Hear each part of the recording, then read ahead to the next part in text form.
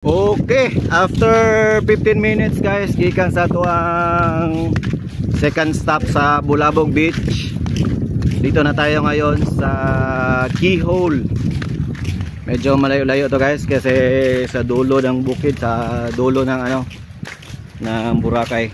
Mga ayaw maglakad dyan, huwag na kayong maglantur-lantur. Kasi medyo malayo pa. Medyo malayo pa yung medyo malayo pa yung lakaran natin guys.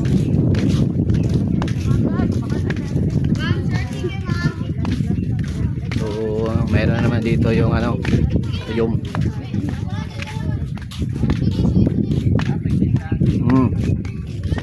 yan yung daw yung Omega World at saka yung Belmont.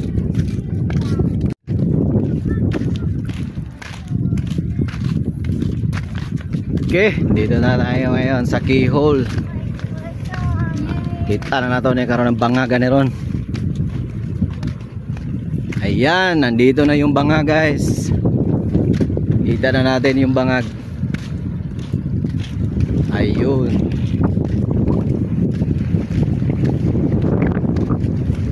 Ano to bro? Ba't nabutas yan bro? Tamaan yan ng missile? Ah, natural lang pala to. Natural lang pala ito. Keyhole natin mga boss, no? Yun.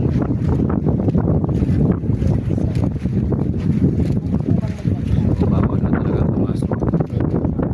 Natural lang din ito. Natural lang ang keyhole.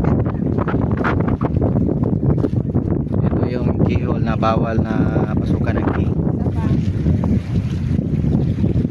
Laki na key ang gamitin ito.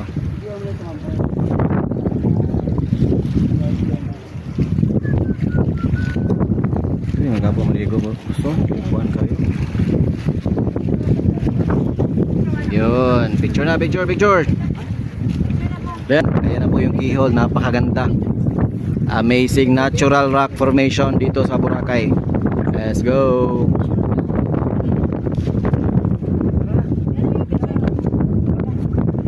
Apa mang badai ni? Ha? Let's go guys. Selamat. Selamat po.